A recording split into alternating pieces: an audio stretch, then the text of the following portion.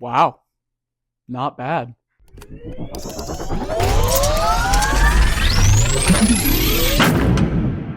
So I just got out of the theater after watching Undertone, directed by Ian Towson, starring Nina something. I'm gonna have to check on her name. Starring Nina Kiri and Adam DeMarco, and it is a new horror movie that just came out. And I'm gonna cut right to the chase. This was really, really good, especially when I saw that this movie had a $500,000 budget, so it's a pretty low budget for a theatrical release movie that is not straight to streaming. And I have to say, I was thoroughly impressed. This is one of the first movies in a long time that I've seen that actually genuinely scared me. I have to say, like by the end of the theater, I was like covering my ears. I thought there was going to be jump scares. I thought I was creeped out. I was thinking like, oh my goodness, what's going to happen.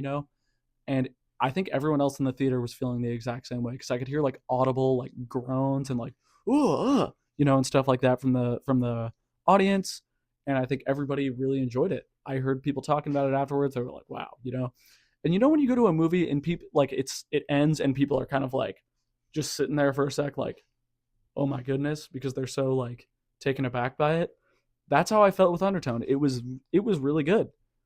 Like wow, like I'm impressed. I haven't seen anything else from Ian Towson, but now I really want to. And now he's a director that's going to be on my radar in the near future. So yeah, pretty gosh darn good if you ask me. So let's get into specifics.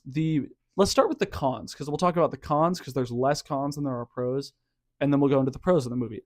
So the cons, one of the things that stood out to me, the acting from the main actress, it was all right. I wasn't blown away by the performance. I wasn't. Same with the guy Justin, and I'm honestly forgetting her name. The main character. The acting was all right. It wasn't anything that I was blown away by. I could tell she was acting. I could tell she was, she wasn't actually sometimes feeling the emotions she was trying to display. So that was one thing that was a little like, okay, could be improved. It wasn't horrible by any means. It wasn't like human centipede level of bad acting, but it was not the best. But it was decent. It wasn't like a train wreck or anything like that. It just could have been better. The guy, he doesn't show his face at all. It's all through audio. That was kind of cool. It's a very unique take. That's the movie's gimmick per se, is that the audio is what the scary part is, and it is very effective. But I will say the guy, his also you could kind of tell he was acting. It wasn't like Oscar worthy, anything like that. So that was one thing. Other thing, at about the 30-minute mark, I was getting a little bit bored. It's kind of a slow burn in the beginning. So that's another thing that I will say. I was like, oh my goodness, like there's another hour of this. But then from that point on, it picks up and it hooks you and it gets creepy. So basically, for those of you that don't know, the synopsis of the movie is the main characters host a podcast, and it's like a scary supernatural podcast. And they talk about kind of scary things that happen, unsolved mysteries, unexplained events, stuff like that. And they get this email from an anonymous email address with 10 different audio files, and it kind of goes into them listening to the different audio files, and they are creepy as fuck. I will say they're creepy as fuck.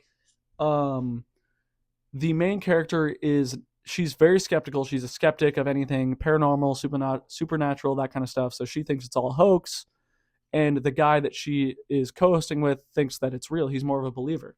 So that was pretty interesting because you see her kind of denying it. She's like, "Oh, there's an explanation for all this. There's this. It could be this, whoopty, blah, blah, blah, blah, blah."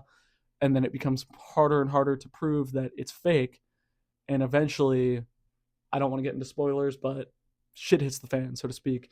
And there's this whole side arc with her mom who is sick. She's taking care of her mom in the house, and that was also super creepy.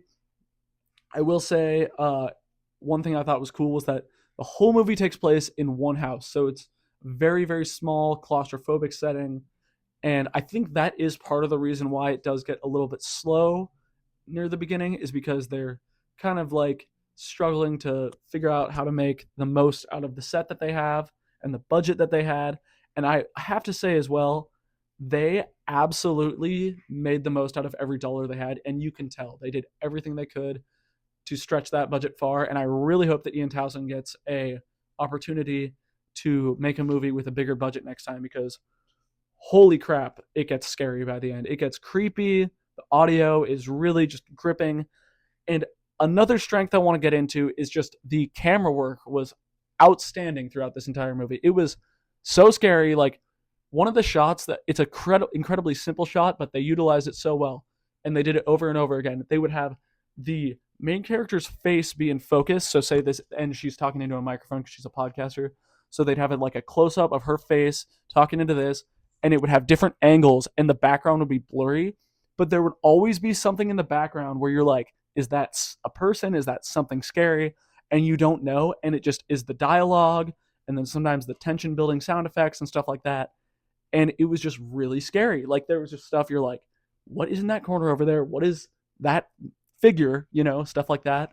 And they just kept doing it. And then there would be shots where the camera would start to kind of move super slowly, super subtly, and it would start to show different things in the background. And you're like, what is about to be on screen? And it really utilizes like what you don't see is almost scarier than what you do see in the movie because you don't know what's over there.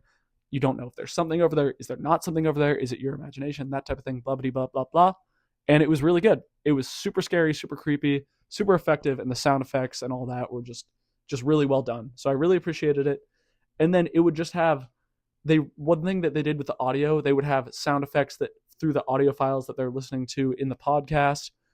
And then the camera would move in the main character's house, and it would kind of be mirroring what you would see, what you would be hearing. So you would be like, is there something going on in her house? You don't know. And it's like a dark room. It's super creepy. So yeah, I don't want to give away too much spoilers because I'm already feel like I'm saying too much. But Undertone, holy crap. Good movie. Really good movie. I think he's a new director because I haven't seen anything else from him, but I'm going to give this one an A. This movie was solid. Solid as fuck. Only two cons that I said, the acting could have been better, but I think these are probably new actors. They didn't have a huge budget, so I'm not going to knock them for it. And then it was a little bit of a slow burn at the beginning. Other than that, really, really good. So yeah, give it an A. Undertone, check it out if you have not seen it. Don't forget to subscribe, comment, and like. I think we're up to 8 subscribers now, so we got a long ways to go to whatever our goal is. I don't have a goal. Honestly, I just do this for fun. But yeah, please subscribe, leave a comment, like, and go check out Undertone. It was a really good movie. All right, peace out.